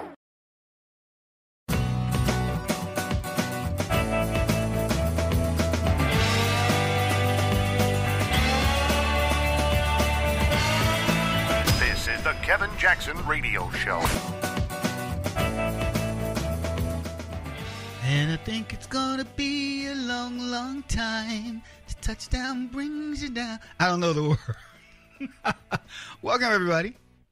Kevin Jackson here singing Rocket Man, Rocket Man, ever do the beat on everyone. It would help to learn the lyrics, wouldn't it? Oh, my goodness. You know what makes me laugh? I was thinking that should be the introduction music to the summit, the North Korean summit, the summit between President Trump and Kim Jong-un. That would be funny. And maybe they could find a song for Trump, that where Kim Jong-un insulted him and then they all come together and they do the big hug. That would be a way to make fun of that. Come on. We play around over here. Give you scenarios you hadn't thought of. You hadn't thought of that. Admit it. Admit it. Think it's going to be a long, long time. Hey, speaking of the summit, so Donald Trump has been hugely successful. Hugely successful. Spike Lee at Cannes called him a MFer. Spike Lee's working on a movie about a black dude who infiltrated the Klan. He was a black Klansman. You know about this? I don't know the dude's name, but he infiltrated the Klan and helped bring him down somewhere. I don't know where, but does it really matter?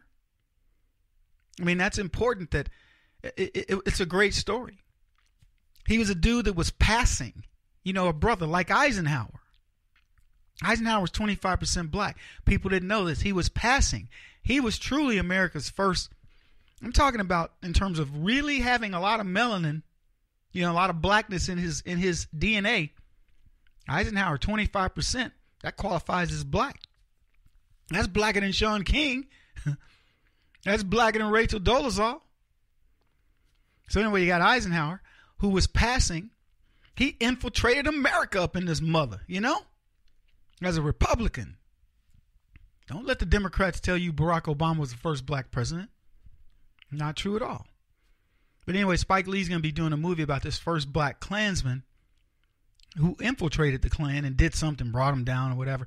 But this he's such a maggot. He can't just look at the situation in America and tell it for what it is. You want to know why? No money in it. If Spike Lee can't promote some idea of racism on behalf of Trump or somebody else, he can't survive. Life, as he knows it, doesn't really exist. He's got to be telling that lie.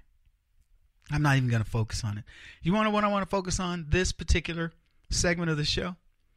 The Kevin Jackson Show. By the way, KJRadio.com, 844-551-8255.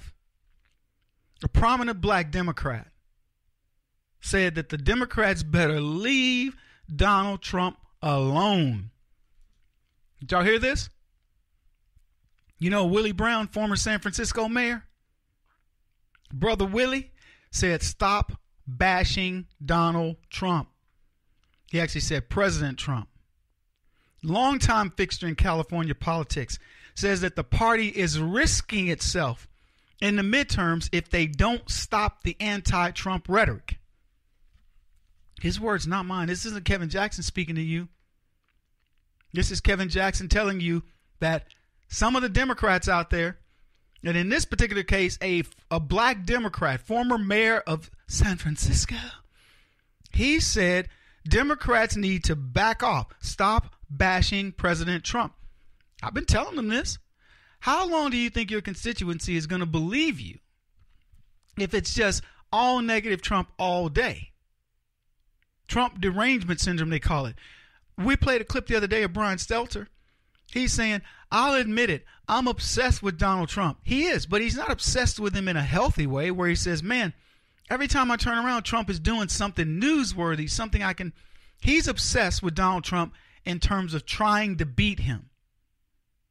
He's that kid that keeps picking a fight, and Donald Trump keeps pummeling him, and he goes, one of these days, I'm going to get him. I'm going to sneak from behind the alley with a bat, and I'm going to hit him. And Trump can hear him. He's got all kinds of senses.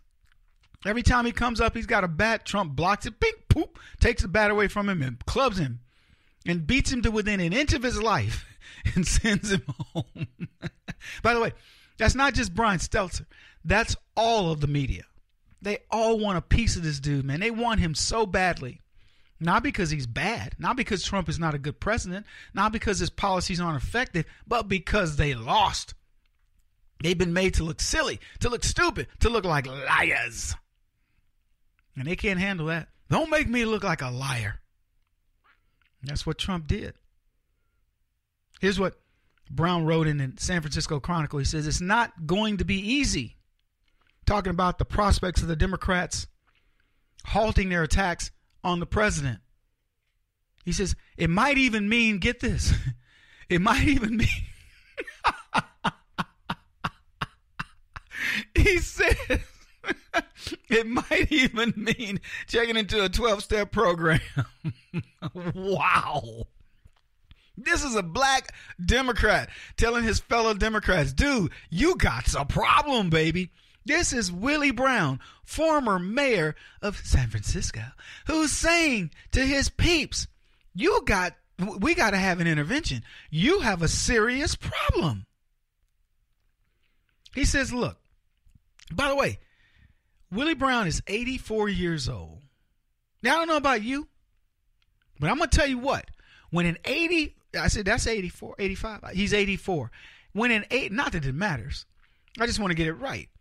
Willie Brown, if an 84-year-old man gives you any advice at all, let me tell you what you do. You shut your mouth and you listen. See, let me explain. Willie Brown, he's got nothing to lose. Willie Brown is like, look, I'm not running for office. I have nobody to please. I don't care what you think about me. My life as I know it is over. What do I care about you? You better listen. 12-step program. He said to the Democrats, look, you can take issue with his policies. You can even take issue with his personalities. But you got to understand this. A lot of Americans back Trump. You know what Trump has done that is so beautiful? I mean, it's gorgeous. I don't know if you've really thought about this. Because, see, there's an Alinsky tactic. Unfortunately, I got to tell you in a little bit. This is the Kevin Jackson Radio Show. Do you owe back taxes to the IRS or state? The secret to avoiding the IRS nightmare is to seek professional representation. My friends at Security Tax Associates provide the most cost-effective and ethical representation in the industry while helping to avoid seizures, levies, and wage garnishments. Security Tax Associates is here to ensure that the appropriate steps are taken to permanently eliminate any possibility of future tax burdens once and for all. For a free, no-obligation consultation, contact Security Tax Associates, 844-779-4177. That's 844-779-4177.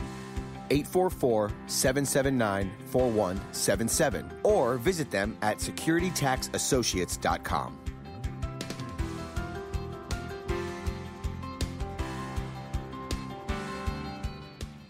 Beth Cook Moranville, author of Closer Than Your Breath, a book of hope. Hope, that wonderful, wonderful 4-letter word that you may feel completely out of. I wrote this book to give you great hope. It's not too late. If fetal position is an all too familiar place for you, I understand. If the next 60 seconds are too long, this book is for you. Wherever you are right now, whether you're dealing with divorce or death or sickness, take hope.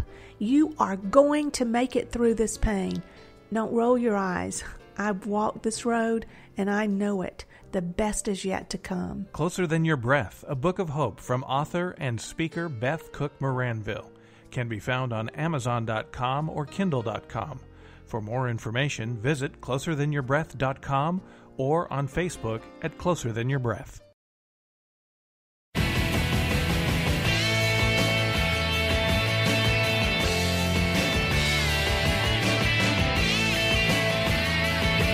This is the Kevin Jackson Radio Show.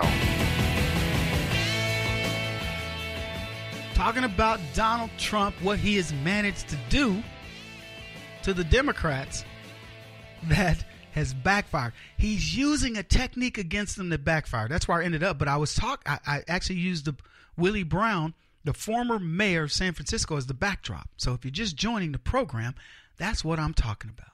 I'm talking about a black Democrat, 84-year-old Willie Brown, former mayor of San Francisco. And he says to the Democrats, look, stop bashing President Trump.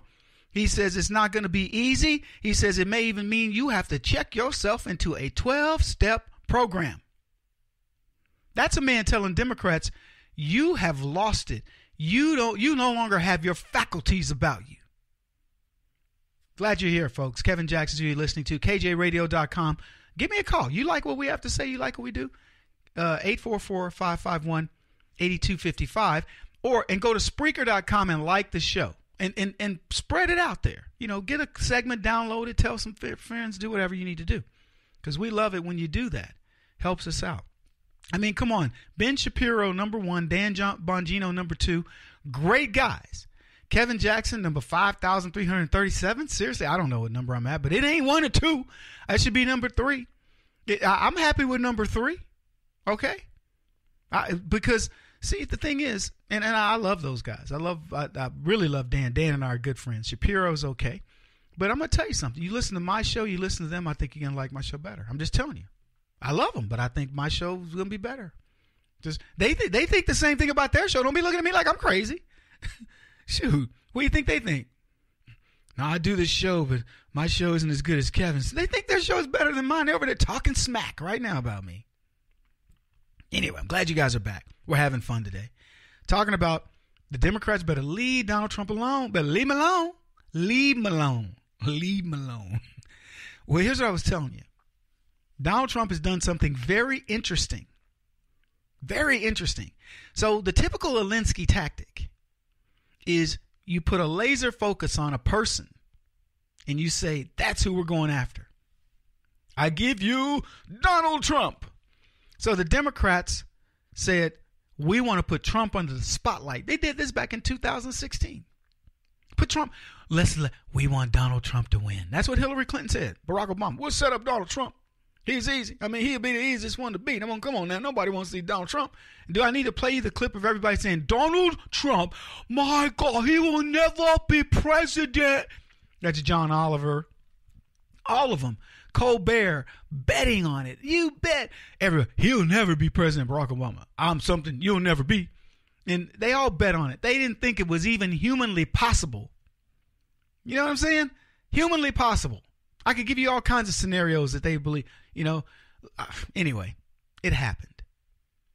And it happened in spite of them putting I'm talking about the power of the sun, focusing it on a sphere and tracking Donald Trump with that. You know how they do those arrays where they do solar power, energy of the sun. They capture it in these photovoltaic cells and and it's better than a laser beam.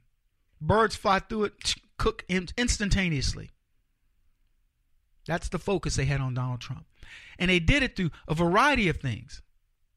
They tried it with the womanizing thing. Oh, look at what he does. He'll grab, if you get too close to him, a tractor beam of his arm will grab you by the whoop whoop to a women. That's what he told them. And look at all the women that we have, the bimbos that say Donald Trump, what he did. Look at him. Ooh, they're all lined up. And Donald Trump just played bowling ball with them. He just knocked down all the pins. They couldn't handle it. So then they did the Russian narrative. Where's that at? Where's Robert Mueller? Hey, Robert, you out there? What are you doing? Adam Schiff.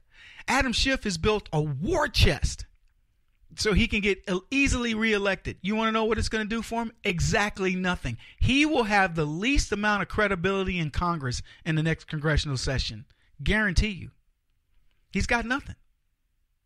So then they tried a new bimbo alert with Stormy Daniels. They couldn't do it with what they consider to be society women, so they went to the gutter. And they said, well, if we can't get him for going after women of class, and which none of these women had class, but what they consider class, let's go for the gutter. Let's put him with a porn star. That'll do it. His base will abandon him, including the evangelical. And guess what? People are laughing at Stormy Daniels. Her lawyer's under attack. Nobody cares about that. Look, think about conservative tradition, right? The sanctimonious Bible-thumping conservatives. And you know what 99.9% of them are saying? I don't care. Look at my fat paycheck. What's up, baby? Yeah. How about them tax cuts? How about health care I can finally not fear going to the doctor about, right? How about the foreign policy that makes me proud to be an American? And on and on. It's not looking good. So that's why Willie Brown told me, he's like, dudes, y'all need to stop. 84 years old. Pay attention, an 84-year-old person, man or woman, no matter what. Unless you're 85, unless you're 84 or older, you better pay attention. If you're 80, pay attention to an 84-year-old, okay? Old people have knowledge, they have experience, and they have nothing to lose. They're going to give you the best of them if you're willing to listen. They will tell you every mistake they've ever made, I'm talking about male, woman, whatever political thing, they just don't give a crap. And the reason they don't is because they're like, look, I'm checking out. Oh, you're going to find out grandma was a little loose in college? Whatever. They don't care. You don't find out grandpa got a couple other kids? Yeah, we didn't tell you because we thought it would hurt your feelings. You know, whatever. They're going to tell you. They'll give you good advice. And Willie Brown's giving the Democrats good advice. He says, you know what? You are making a lot of Americans mad. And that's the hint. That's what I'm telling you that the issue is here. All that focus on Donald Trump, the laser beam that they put on Trump, and Trump standing there with the shield, with Captain America's shield going, what? Thank you for the tan. He doesn't care. He's enjoying it. He's relishing in it. Using it to heat his house, Al Gore. He doesn't care. You want to know why? Because Donald Trump's impervious, man. God has got a shield over that, man. But here's the bigger deal. Donald Trump knows he represents you, and he will not let you down. What Willie Brown is saying to the left is, you can talk about Donald Trump all you want, but understand his base takes it personal. See, if you had targeted Ted Cruz, the base wouldn't take it personal. They'd go, really? So Ted really was having affairs on Heidi? Wow, that's kind of bad. Because Ted Cruz has never resonated with the people the way Donald Trump has. Pick your person. Pick any of them. Carly Fiorina. Whatever they found out about them, it would not be personal. I mean, it would not be, you wouldn't take personal interest in it.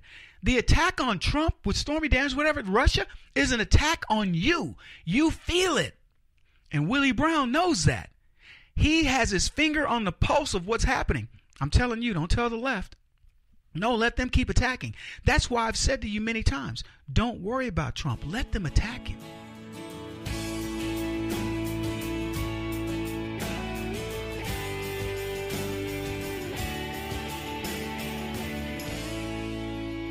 This is the Kevin Jackson Radio Show.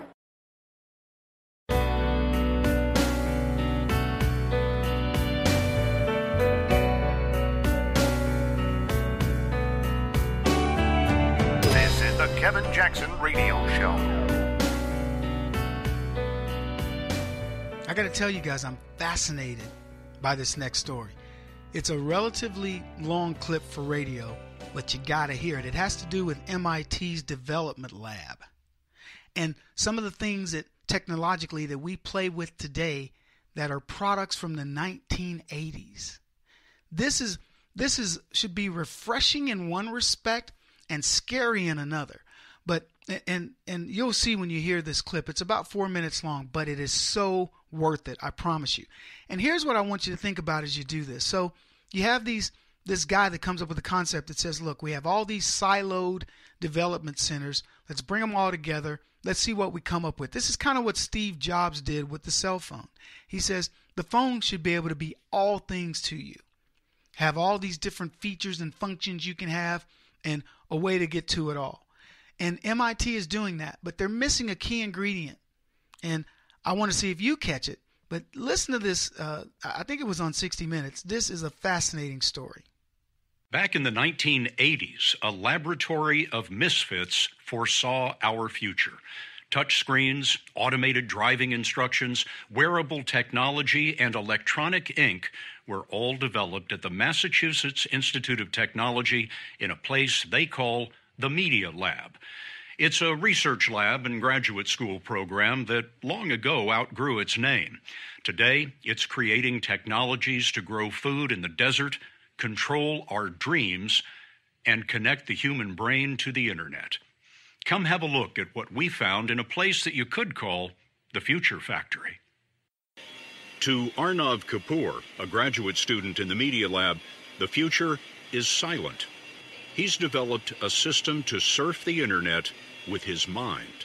What happens is when you're reading or when you're talking to yourself, your brain transmits electrical signals to your vocal cords. You can actually pick these signals up and you can get certain clues as to what the person intends to speak. So the brain is sending an electrical signal for a word that you would normally speak, but your device is intercepting that signal. It is. So instead of speaking the word, Your device is sending it into a computer. That's correct. That's unbelievable. Let's see how this works. We tried it. What is 45,689 divided by 67? Sure. He silently asked the computer and then hears the answer through vibrations transmitted through his skull and into his inner ear. 6, 8, 1.9, 2, 5. Exactly right. One more. What's the largest city in Bulgaria, and what is the population? The screen shows how long it takes the computer to read the words that he's saying to himself. Sofia, 1.21 million. That is correct. You just Googled that. I did. You could be an expert in any subject. You have the entire internet in your head. That's the idea. Ideas are the currency of MIT's Media Lab. The lab is a 6-story Tower of Babel, where 230 graduate students speak dialects of art, engineering, biology, physics, and coding, all translated into innovation. The Media Lab is this glorious mixture, this renaissance, where we break down these formal disciplines and we mix it all up and we see what pops out. That's the magic, that intellectual diversity. Hugh Herr is a professor who leads an advanced prosthetics lab. And what do you get from that? You get this craziness when you put like a toy designer next to a person that's thinking about what instruments will look like in the future next to someone like me that's interfacing machines to the nervous system. You get really weird technologies. You get things that no one could have conceived of. The Media Lab was conceived in a 1984 proposal. MIT's Nicholas Negroponte wrote, "Computers are media that will lead to interactive systems." He predicted the rise of flat panel displays, HD TVs, and news whenever you want it. Negroponte became co-founder of the lab and its director for 20 years. When we were demonstrating these things in, let's say, 85, 86, 87, it was really considered new. It looked like magic. It's indistinguishable from magic. You are going east on Main Street. In 1979, MIT developed Movie Map, which predated Google Street View by decades. You are going north on Aspen Street. Now, notice what's so common today that you didn't even notice it. He's touching the screen. If you had seen that on 60 Minutes in the 80s, you would have been amazed. And you might have been dazzled by one of the earliest flat screens. It was 6 inches by 6 inches, black and white. It was a $500,000 piece of glass. It cost $500,000, that piece of glass. And I said, that piece of glass will be 6 feet in diagonal with millions of pixels in full color. In 1997, the lab also gave birth to the grandfather of Siri and Alexa. Pneumatic, wake up. Okay, I'm listening. Go to my email. Where do you want to go? And in 1989, it created turn-by-turn navigation that it called Backseat Driver. They're right at the stop sign. And the MIT patent lawyers looked at it and said, this will never happen, never be done, because the insurance companies won't allow it, so we're not going to patent it. Look through the glass-walled labs today, and you will witness 400 projects in the making. The lab is developing pacemaker batteries recharged by the beating of the heart, self-driving taxi tricycles that you summon with your phone, phones that do retinal eye exams. Ariana, I will tell you 2 stories. And teaching robots. Oh, boy, I hope you found that as interesting as I did. Welcome back, everybody. Kevin Jackson here. I got to tell you, I'm fascinated. At the ending of that, it's so telling. I was looking at stories about robots. I mean, not looking for them, researching news for the show and what we write about. And I don't know if you've seen the latest robots. Have you seen the robot that runs? It physically, they believe, soon will outrun the fastest man. Have you seen this robot? It's crazy. The one that jumps, it can do somersaults. and carries a backpack. The technological advancement in robotics is leap years. I mean, I remember when I was in an electrical engineering school and even got out, we were just happy when we could get a robot to stand on one leg. That was a big deal because the balancing was so difficult. When we got a robot to walk, it was an even bigger deal. You got a robot to jog or to jump, it was an even bigger deal.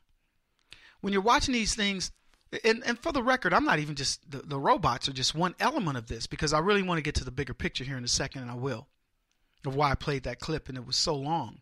And I apologize for that, but I hope that you really enjoyed it and understand how much technology was done back in the 80s. And I want you to think about what MIT must be working on now in the year 2018. But the bigger picture is how they did it. This is the lesson for the conservative movement is you can have all these pieces that are doing things well together. I mean, apart. Until you bring them together to understand what it can all mean, you're in trouble. You can only go so far. My warning to the conservative movement is when the leftists bring these things together, because I want you to understand what Silicon Valley is. It is a hotbed of leftism. When they start treating their technology like MIT. Silicon Valley exists in much part because MIT didn't do patents and all this and considers itself nonpartisan. They just go out and develop product. What happens when they get in a cabal together and decide, you know what? We have all the AI. Who's working on artificial intelligence? Google, Facebook, Apple, Microsoft, all hotbeds of leftism. They're working on artificial intelligence. We're not. We don't have any real tech plays. They're hidden if they are. You might have some dude running a company who, CEO who's a conservative, but he's not. Who are the most visible tech giants in the world? They're all leftists. Amazon, Jeff Bezos, huge leftists. They estimate his worth, his new net worth. It's over $70-something billion. Maybe it's more than that.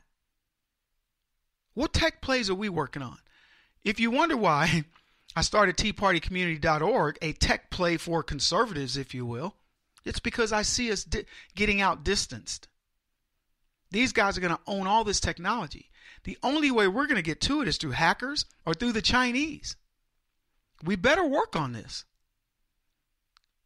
What do we do good? If conservatives put their minds together, if we bring all our assets into the fold, we can defeat anybody, including leftists. Look at what we were able to do by focusing our efforts and getting Donald Trump elected. Think about what I'm telling you. Kevin Jackson on the Black Sphere Radio Network. Do you owe back taxes to the IRS or state? The secret to avoiding the IRS nightmare is to seek professional representation. My friends at Security Tax Associates provide the most cost-effective and ethical representation in the industry while helping to avoid seizures, levies, and wage garnishments. Security Tax Associates is here to ensure that the appropriate steps are taken to permanently eliminate any possibility of future tax burdens once and for all. For a free, no-obligation consultation, contact Security Tax Associates, 844-779-4177. That's 844-779-4177. 844-779-4177. Or visit them at securitytaxassociates.com.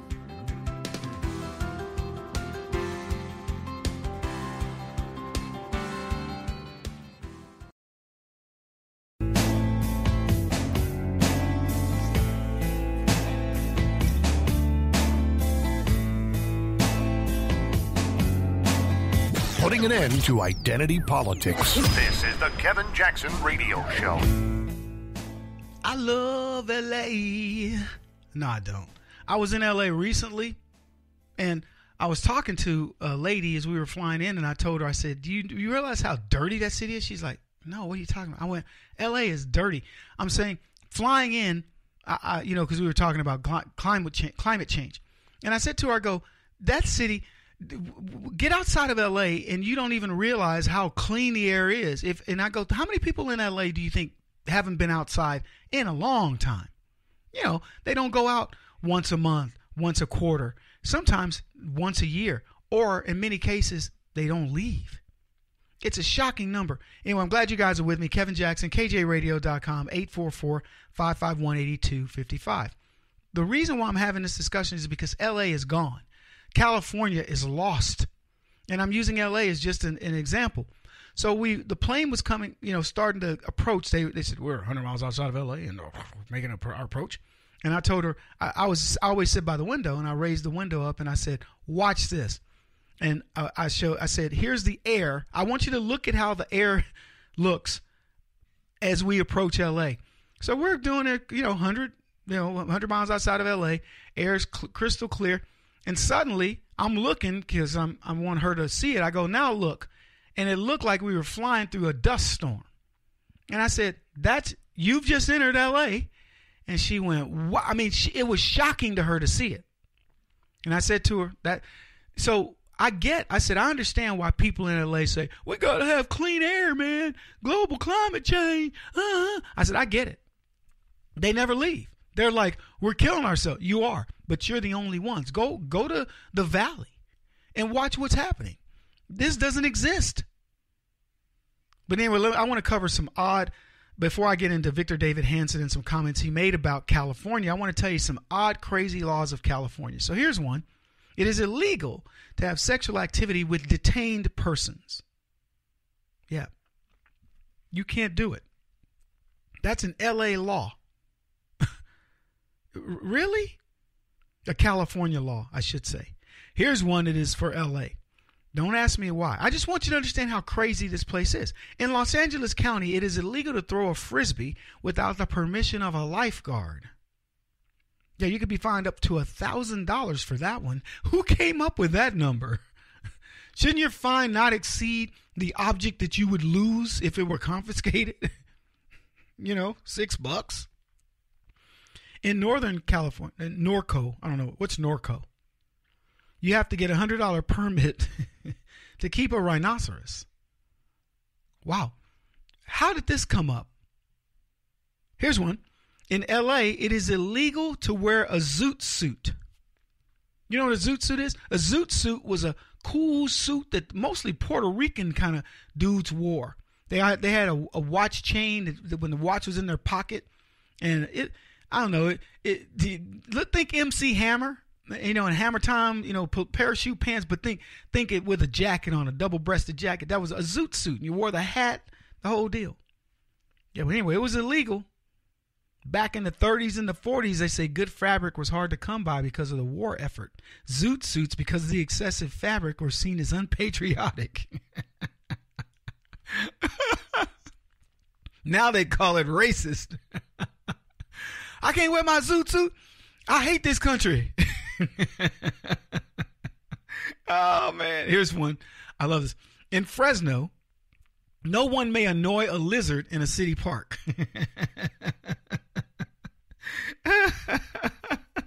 Here it is. Here's the statute. I swear, section 8-410.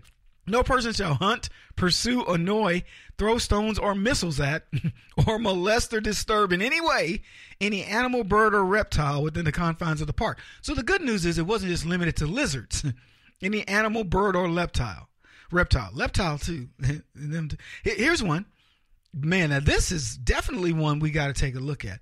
In the city of Walnut, it is illegal for a man to dress up like a woman unless prior permission has been gained from the sheriff, who, by the way, was in the show tunes. I'll put that last part. No man or boy shall dress as a girl or woman without a permit from the sheriff except for the purpose of amusement, show, or drama. If it wasn't for that, you can't do it. If you're going to be a part of a show or, it's Halloween or something, then maybe. But if you just want to dress up like a woman and be a cross-dresser, well, I'm going to have to put you away. Also, in Walnut, no child can wear a Halloween mask without permission from the sheriff. That's kind of a bummer. In Dana Point, you may not use your own bathroom if the window is open. Yeah. They don't want that smell, leeching out into the public. Keep your business to yourself. You know what I'm saying? These are just some of the crazy things. Now, look, every state, municipalities have these stupid laws. But here's what I want to say about California, because some of those laws get to be it's not just about fun and games. They impact your life, like this HIV thing. Or this one that allows you to steal up to $950 without without it being a felony. So here's what Victor Davis Hanson had to say about California. So intriguing. Kamala Harris isn't yet suggesting that the masses go on opiates, but that's basically what they're saying. California is failing very fast, a state where only illegal immigrants and wealthy tech barons now feel welcome. With thousands living in close proximity on Skid Row, hygiene is always an issue. But with an official outbreak of hepatitis A, it's now a necessity. Kate Steinle was fatally shot in 2015 by a repeat felon and 5-time deportee who was shielded by the city's sanctuary policy. The stench of urine and feces is strong. Welcome to one of San Francisco's newest tent cities. Authorities are certain they would have arrested 800 more immigrants, but Oakland's mayor issued a statement over the weekend warning of the raids. California matters. It's our biggest state. It's the leading edge of everything. Victor Davis Hanson is a lifelong resident of the state. He's a senior fellow at the Hoover Institution. He joins us tonight. Mr. Hanson, thanks a lot for coming on. You described the economic distribution of California recently as medieval. What does that mean? Well, that means that about 75% of the geographical area is inhabited by 25% of lower income people, by and large. And we have a coastal corridor from San Diego to Berkeley where we have Caltech and Stanford, and we have about $3 trillion in capitalized Silicon Valley companies. And this is where all the policy is made. And these people who make it, the lawyers, academics, politicians, are never subject to the ramifications of their own ideologies because they have such wealth. And so California is a medieval society in the sense that we have the highest basket of gasoline sales and income tax, but we rank 45th in school test scores, 49th according to Forbes in infrastructure, among the highest kilowatt rates in the nation. Our gasoline tax is going to be the highest. Cost of gasoline is the highest, but it doesn't affect the people on the coast who make these regulations. I mean, where I work at Stanford, it's 70 degrees or 65 degrees. I don't have to turn on the air conditioning or the heater, but where I live in the San Joaquin Valley, poor people have to go into Walmart because they can't afford to turn on their air conditioner. So people in this medieval society on the coast, they don't believe in water transfers for agriculture and for poor people, but they surely do for the artificial landscapes in the Bay Area, whether it's Hetch Hetchy or the California Water Project. So that attitude it sort of reverberates throughout California, and it's a dysfunctional state because of that. There's the middle class, about 4 or 5 million people have left. We had about 4 or 5 million people come illegally from southern Mexico. And we've had an enormous concentration of global wealth in a very small geographical area. And you put all that together and you get what you have now. Welcome back, everybody. Kevin Jackson. Boy, I mean, the Hoover Institute puts out some thinkers. Thomas Sowell, Victor Davis Hanson, many others. These people are sharp. Can you get a better explanation of what's going on in California? You have a small amount of people who are legislating over 75. I mean, it's a a thin group. I talked about this with what's his name, Steny or what? Steyer, who's going after Donald Trump. He doesn't even know why. He doesn't get it. He if you were to sit down with Steyer and say, okay, you hate Donald Trump. Now let's go item by item, and you were to rationalize with him, you could talk him out of it. If you put it into business terms, you could probably talk it out of it. I don't know what he does for a business. I think he's probably just one of these billionaire idiots. But how do you break it down any better than Victor Davis Hanson? Medieval times, they're getting so much less, even though Californians are taxed and for so much more, whether it's their electricity or it's the gasoline cost or whatever. There's nothing that they excel at, despite having thrown money on it that would just breaks your heart, quite honestly. Forget about it breaking the bank. It breaks my heart. Sanctuary cities, I mean, hazmat. Look at these people that are living on the edge. They live in one of the most beautiful areas of the world, and yet they have no hope. won't stop until he's the top-rated radio talk show host in America. What kind of weird competitive freak are you? This is the Kevin Jackson Radio Show.